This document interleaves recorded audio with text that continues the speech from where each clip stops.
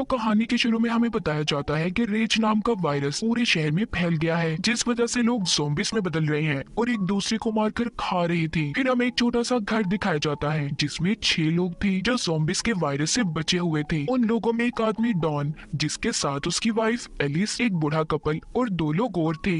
Alice उस घर में बचे हुए सामान से कुछ खाना बना रही थी। डॉन बाहर के हालात देखकर बहुत परेशान था क्योंकि उसने अपने बच्चों को स्कूल ट्रिप पर फ्रांस भेजा हुआ था। दरअसल ये वायरस इसी शहर ब्रिटेन में फैला हुआ था। यही वजह थी कि डॉन के बच्चे इस वायरस से महफूज थे। यहाँ पर सब लोग खाने के टेबल पर बैठे हुए थे। उनके घर में बिल्कुल अंधेरा था। सभी लोग आपस में ना ही बात करते हैं और ना ही किसी किस्म का शोर था। तभी उनका कोई दरवाजा जोर जोर से खटखटाने लगता है। कहता है, मुझे प्लीज अंदर आने दो, दरवाजा खोल दो, मुझे बचाएं। दरअसल ये आवाज 10 साल के छोटे बच्चे की थी। बच्चे की आवाज सुनकर एलिस कहती है कि प्लीज हमें दरवाजा खोलना चाहिए। हम उस बच्चे को अंदर आने देते हैं। जब ये दरवाजा खोलते हैं तो हम देखते हैं बाहर दोपहर थी। इन्होंने बस अपने घर में ही अंधेरा किया हुआ था ताकि कोई ज़ॉम्बी इन्हें देख ना पाए। ये उस बच्चे को अब अंदर कर लेते हैं और खाने के लिए कुछ देते हैं। पूछताछ करने पर बच्चा बताता है कि मेरे मॉम डैड ज़ॉम्बी बन गए और मेरे पीछे पड़े हुए हैं। वो मुझे खाने आ रहे थे। डॉन पूछता है कितने लोग थे। वो कहता है बहुत सारे। इनमें जो 2 और लोग थे उनमें से लड़की बहुत ज्यादा डरी हुई थी और बाहर झांकने लगती है। उसे दूर से बहुत सारे ज़ॉम्बीज़ की आवाजें अपनी तरफ आते हुए सुनाई दे रही थी। तभी एक ज़ॉम्बी अचानक से आकर सीधा उस लड़की पर हमला कर देती है। इर्द गिर्द भी बहुत सारे ज़ॉम्बीज़ आ गए थे और अंदर आने की भी कोशिश करते हैं। एलिस उस बच्चे को बचाकर ऊपर की तरफ जा रही थी। डॉन भी उसके पीछे आता है। वो एलिस को बहुत बार कहता है कि उस बच्चे को छोड़ दो एलिस, हमें भागना है, मगर वो डॉन की बात को नहीं सुनती। उधर वो बूढ़ा कपल बाहर एक और घर में छुप गए थे, मगर वो भी ज़ॉम्बी से बच नहीं पाते। जिसके बाद अब जिधर कमरे में एलिस बच्चे के साथ थी उधर भी बहुत सारे ज़ॉम्बीज़ आ गए थे। दूसरे कमरे में डॉन था। वो एलिस को पुकारता है, देखो इधर मेरी तरफ, मेरे पास आओ, मगर दरमियान में इतने ज्यादा ज़ॉम्बीज़ थे कि वो उनका मुकाबला नहीं कर पाती। तभी ये देखकर डॉन ने भी अपने दरवाजे को बंद कर लिया था। एलिस उसे बार बार आवाजें दे रही थी, कहाँ पर हो डॉन, मेरी मदद करो, मगर डॉन उस साइड का दरवाजा बंद करके दूसरे दरवाजे से बाहर की तरफ भाग गया था। उसके पीछे और भी बहुत से ज़ॉम्बीज़ थे जो भूखे उसकी तरफ भाग रहे थे। हम एलिस को देखते हैं जिसकी आवाज मदद के लिए आना अब बंद हो गई थी। डॉन बहुत शर्मिंदगी में रोता भाग रहा था कि उसने अपनी बीवी एलिस को छोड़ दिया, उसकी मदद नहीं की। आगे जाकर उसे तालाब में वही लड़का मिलता है जो इनके साथ घर में रह रहा था। वो कश्ती को चलाते हुए हड़बड़ाहट में पानी में गिर जाता है। उस लड़की को भी ज़ॉम्बीज़ ने पकड़ लिया था और काट कर मार देते हैं। डॉन अकेला ही बचा था जो उस कश्ती में बैठकर जा रहा था। फिर आगे हमें कहानी 1 महीने बाद की दिखाई जाती है जिसमें बताते हैं कि ज़ॉम्बीज़ अब भूखे रहने की वजह से आहिस्ता आहिस्ता खत्म हो रही है। इस शहर में अब सारे मामले को कंट्रोल करने की कोशिश कर रहे थे। तभी हमें एक सार्जेंट डॉयल दिखाया जाता है जो कि स्नाइपर निशानेबाज की टीम में था। उसे जैसे ही ज़ॉम्बीज़ दिखे उसने उन्हें अपनी गन से निशाना लगाकर मारना था। डॉन को भी आर्मी वालों ने बचाया हुआ था। इस तरह 6 महीने गुजर चुके थे। अब ज़ॉम्बीज़ भी बहुत कम कहीं कहीं पर थे। इसी दरमियान हमें एक डॉक्टर भी दिखाई जाती है जो इस वायरस पर स्टडी कर रही थी। अब जो लोग दूसरे शहरों में फंसे हुए थे उन्हें दोबारा से अपने घरों में लाने के लिए आर्मी प्रोग्राम शुरू कर देती है, मगर अभी भी सबको सेफ जोन में रहना था, न कि अपने घरों में, जो कि अमेरिका यूएस आर्मी फोर्स की निगरानी में था। अभी तक 100 के आसपास लोग थे जो अपने इस शहर ब्रिटेन में वापस आ गए थे। इन्हीं में डॉन के बच्चे भी थे। डॉक्टर जब बच्चों को वापस आता देखती है तो परेशान हो जाती है क्योंकि वो ये सोच रही थी कि आखिर कैसे इन बच्चों को संभाला जाएगा। डॉक्टर अब डॉन के बेटे का टेस्ट करती है जिसमें वो देखती है उसकी आंखें 2 कलर की थी, यानी कि उसकी आंख का आधा रंग कुछ और आधा कुछ और था। डॉक्टर उससे पूछती है, क्या तुम्हारी फैमिली में किसी और की आंखें भी ऐसी हैं? डॉन का बेटा कहता है, हाँ, मेरी मॉम की, यानी कि एलिस की आंखों का रंग ऐसा था।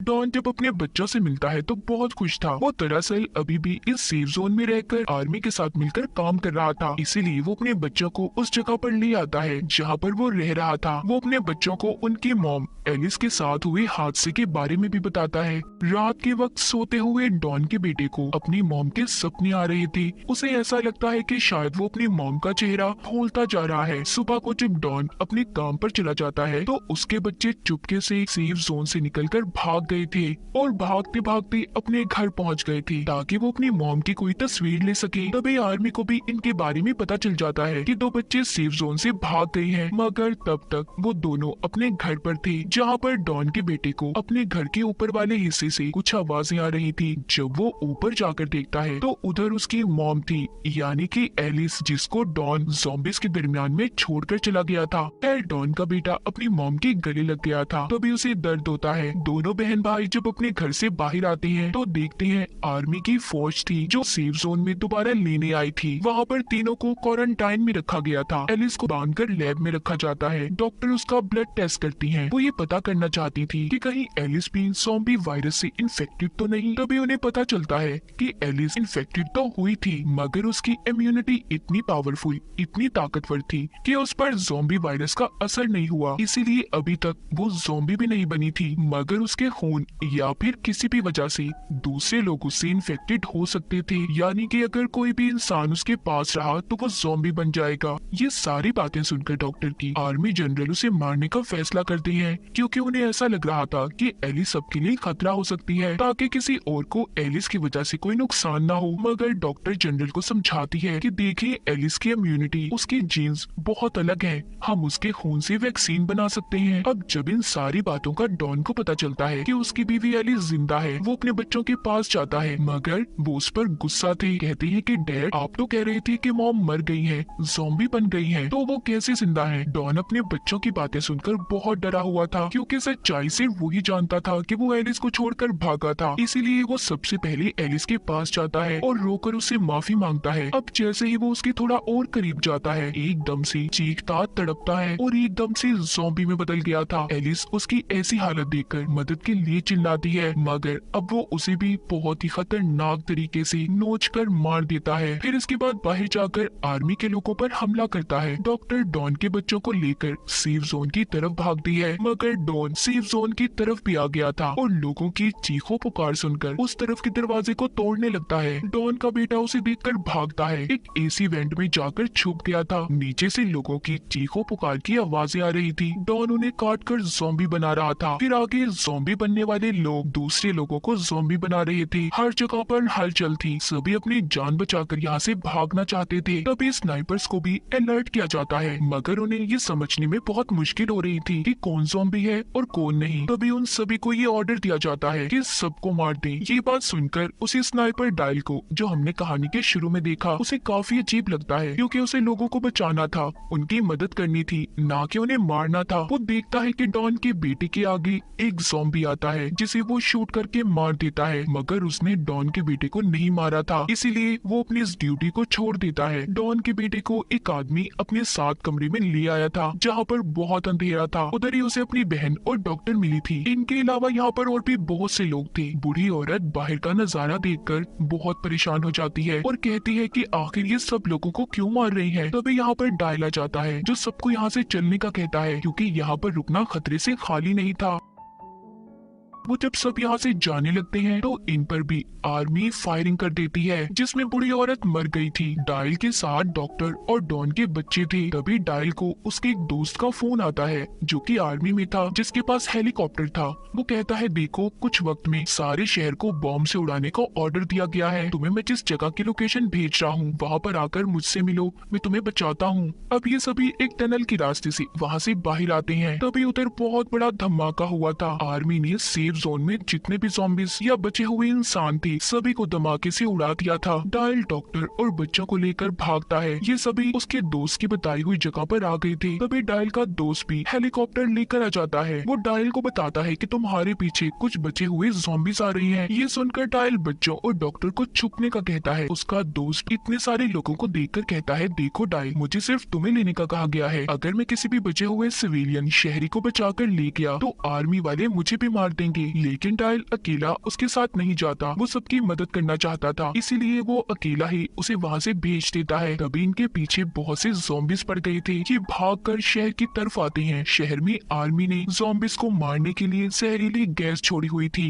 जिस वजह से वहाँ पर आम इंसान सांस नहीं ले सकता था। उससे बचने के लिए ये एक गाड़ी में जाकर छुप जाते हैं। अब सारे ज़ॉम्बीज़ उनकी गाड़ी के आसपास आकर इन पर हमला कर रहे थे, मगर गैस की वजह से वो ज़ॉम्बीज़ वहीं पर मर जाते हैं। पीछे आर्मी के लोग भी थे जो सबको यहाँ पर खत्म करने आ रहे थे। डायल और डॉक्टर की गाड़ी स्टार्ट होने का नाम नहीं ले रही थी। तभी डायल गाड़ी से बाहर निकलता है और गाड़ी को धक्का लगाने लगता है, मगर वो आर्मी की नजरों में आ गया था। आर्मी वाले उसे भी इन्फेक्टेड समझकर मार देते हैं। डॉक्टर बच्चों को बचाकर गाड़ी चलाकर टनल तक पहुंच गई थी, मगर वहां पर आकर उन्हें डॉन का ज़ॉम्बी दिखता है। उसने यहाँ पर डॉक्टर को भी मार दिया था। इसी बीच डॉन के बेटा बेटी भी अलग हो जाते हैं। डॉन ने अपनी ही बेटी पर हमला कर दिया था, मगर उसके बेटे के अंदर भी एलिस की तरह ही ताकत थी, जिस वजह से वो भी ज़ॉम्बी में नहीं बदलता। तभी डॉन की बेटी आकर गन से अपने ही डैड को मार देती है और बहुत रोती है। ये दोनों बहन भाई स्टेडियम में पहुंच गए थे, जहाँ पर वो ही डायल का दोस्त आता है जिसके पास हेलीकॉप्टर था। वो उन बच्चों को देखकर सोचता है कि उसे इन्हें बचाना चाहिए या नहीं बचाना चाहिए। शायद वो इन्फेक्टेड ना हो, मगर फिर भी वो उन्हें बचा लेता है और अपने हेलीकॉप्टर में ब्रिटेन शहर से बाहर ले गया था। हमें शहर का नजारा दिखाया जाता है। फिर हम 28 दिन के बाद देखते हैं, जहाँ पर बचे हुए ज़ॉम्बीज़ एक टनल के रास्ते से पेरिस शहर में पहुँच गए थे। और डॉन के बेटा बेटी का क्या हुआ, वो कहाँ पर गए, इस बारे में हमें नहीं बताया गया। इसी के साथ इस फिल्म की कहानी भी यहीं पर